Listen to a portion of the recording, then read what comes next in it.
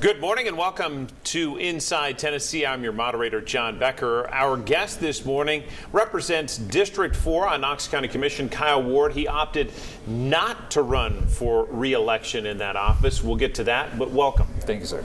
Our panel this morning, Susan Richardson-Williams. She's a Republican, also runs her own PR firm. Good morning, John. Good morning. And Democrat Don Bosch, he runs his own law firm. Good morning. Nice to see you. Good to be here. All right, Mr. Ward, let's talk about why you chose not to run. Sure. So I announced a year ago almost today that I had a son, and I always wanted to be a father. I didn't always want to be a politician, and I really want to be as involved in his life as possible. So I decided to put in my resignation notice, basically, to Knox County, and I will not be seeking re-election. We'll see a lot of people vying for that spot, and the reason we're having you on is we're seeing that deadline approaching in the next week. Yes, sir. But you will serve in that role for basically another 6 months until August. Yes, sir. Let's talk about what's been your best day on the job so far and your worst day.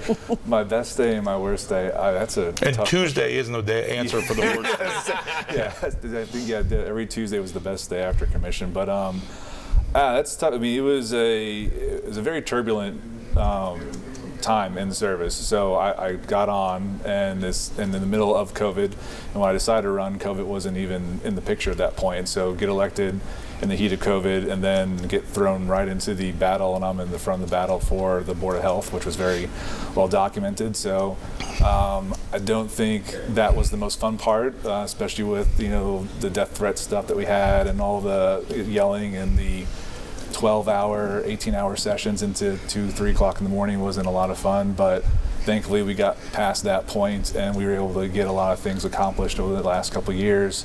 I think probably one of the best parts was getting the raises for the officers recently.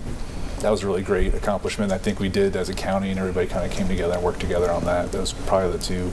The hardest, I wouldn't say the worst, but the hardest part and probably one of the highlights. And hindsight is 20/20 on anything, yes, but looking back at the way the COVID situation was handled, what do you think should have been done differently, if anything? Sure. So me, I've been very public on this. I've always stood on individual freedom. So my whole stance with the Board of Health was we're all adults. We should be able to decide what's best for us and how we should handle our own health situations. I apply that same philosophy when it comes to schools and the school situations that have been going on where the parents should have the rights to decide what's best for their children.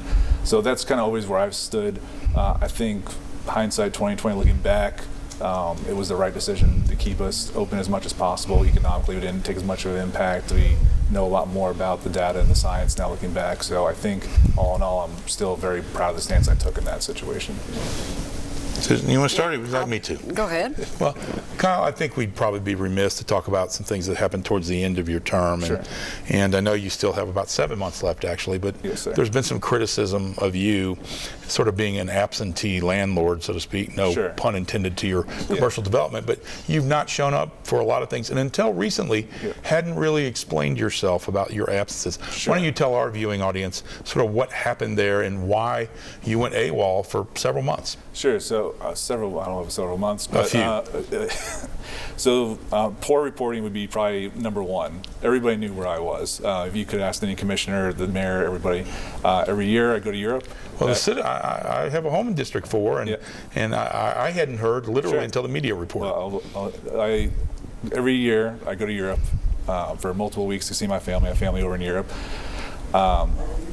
Most people, I should say, know that. I was gone, and then when I came back, I got COVID and wasn't at that meeting. So there was 2 sets of meetings that I didn't miss. So 2 months, yes, I missed those 2 months. But I wasn't, when they called to ask where I was in Europe. They didn't call the secretary, they didn't ask the commissioners, they didn't ask the mayor.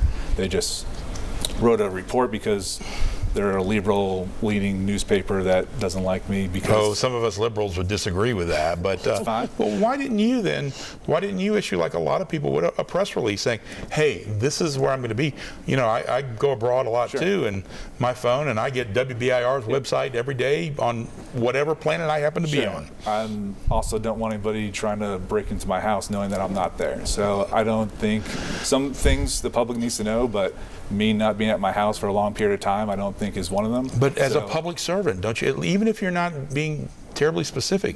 Don't you owe it to your constituency to say, hey, I'm not ignoring you, but I am currently not able to attend county commission and the workshops and the subcommittees and the other things that go on, because it's beyond that every scheduled county commission meeting. Exactly, yes. So there's about 4 weeks worth of work that I did miss, and I decided not to tell the public for my own family's personal safety, and that's just what happened. Do you regret that now? No, I don't regret protecting my family. I never will. And I'm not suggesting that, but Yeah. maybe handling it in a little different way that still would protect your family. No, I'm good with what I did. Okay. So I'm no problem with it. Okay. Do we have time? Yes. For me to ask? Well, you're going to be in office another several months. Sure. So what's on your agenda you would like to accomplish in the next 7 months? Mental health has been a big thing for me this last year, and I'm still going to be pushing forward for the mental health, particularly a hospital, trying to get a hospital in Knox County eventually. So we're the only major city. Mental health hospital? Mental health hospital, yes, ma'am. So A freestanding structure or village? I would personally like to see a freestanding structure. I don't think it will happen in my time on commission, but if I can move the ball forward as much as possible, I think that would be a pretty good accomplishment or a good thing to focus on. We're the only major city that doesn't have one. We have to send our people down to Chattanooga.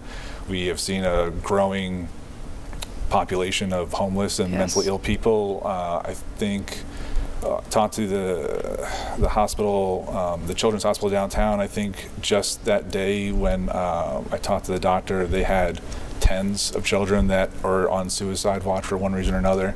I think we have a really big mental health issue here that really needs to be tackled, and it's something that I've put a lot of effort in, as people seen in the last couple months, and will continue to put effort into. We can talk more about this. We need to take a quick break on Inside Tennessee. We'll be back with more with Commissioner Ward right after this.